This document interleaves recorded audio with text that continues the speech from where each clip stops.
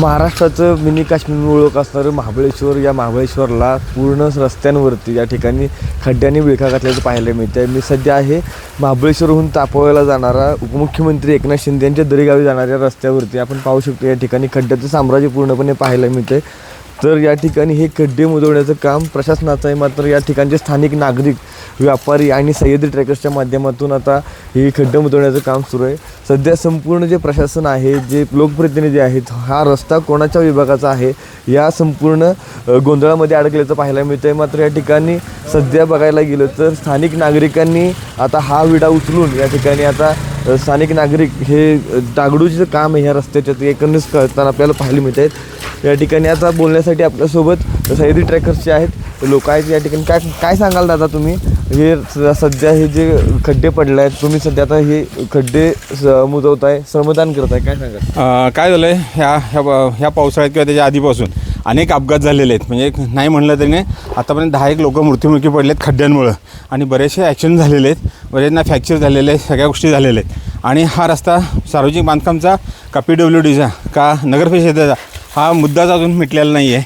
आणि यापुढे कोणतेही अपघात होऊ नये या दृष्टीनं आम्ही ही मोहीम हाती घेतलेली की बाबा सगळे पर्यटक, येणारे पर्यटक असो, स्थानिक असो, आणि सर हा 105 गावाला जोडणारा हा मेन मुख्य रस्ता आहे. तर ह्या रस्त्यावर कोणाचे अपघात होऊ नये, सगळे सुखरूप घरी जावेत या दृष्टिकोनातून आम्ही हे खड्डे मुजवायचं काम केलेलं आहे. जय हिंद, जय महाराष्ट्र. नक्कीच आपण जर पाहिले या ठिकाणी 105 गावांना जोडणारा हा रस्ता आहे. या रस्त्याचं या ठिकाणी आता खड्डे भरण्याचं काम सध्या नागरिकांच्या माध्यमातून होताना पाहायला मिळते. काय नेमक्या या ठिकाणी प्रश्न उपस्थित होत आहेत? खड्ड्याचं या ठिकाणी साम्राज्य संपूर्ण रस्त्यावरती पाहायला मिळते. नेमका त्रास काय होतो इथल्या नागरिकांना? इथल्या नागरिकांना एकतर फॉगमुळे रस्त्याची क्लॅरिटी नसते आणि 6 वाजताच अंधार पडतो. तर नागरिकांना त्यांच्या गावाला, सगळे स्थानिक जी लोक आहेत आजूबाजूच्या गावची, ती महाबळेश्वरात कामाला आहे आणि मग त्यांना परत त्यांच्या गावी जायला एवढे प्रॉब्लेम्स होतात.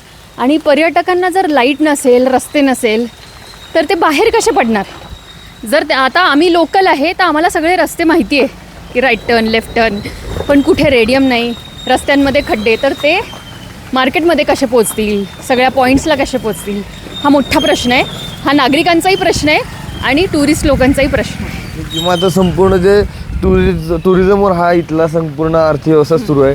मात्र सध्या खड्ड्यांची अवस्था अशी पाहायला मिळते, त्याच्यामुळं पर्यटकांवरती परिणाम झाला आहे का? आता पर्यटकांचा जो ओघ होता महाबळेश्वरकडे येण्याचा, तो कमी झाला आहे का? नाही, पर्यटकांचा जो फ्लो आहे तो काही कमी नाही झाला आहे. पण असं वाटतं की इन फ्युचर पण, कधी भविष्यात पण हा कमी होऊ नये.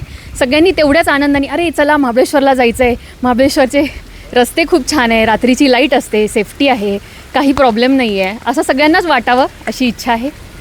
नक्कीच आपण बघितलं या ठिकाणी सध्या हे जे खड्डे मुजवण्याचं काम स्थानिक नागरिकांच्या माध्यमातून होताना पाहायला मिळते. मात्र एकीकडे या ठिकाणी रस्त्याची डागडुजी करावी, तसेच महाबळेश्वरच्या रस्त्यांवरती लाईटची व्यवस्था करावी अशी मागणी देखील आता नागरिकांच्या माध्यमातून करताना आपल्याला पाहायला मिळत आहे. ओमकार सोनवणे, नवराष्ट्र, महाबळेश्वर, सातारा.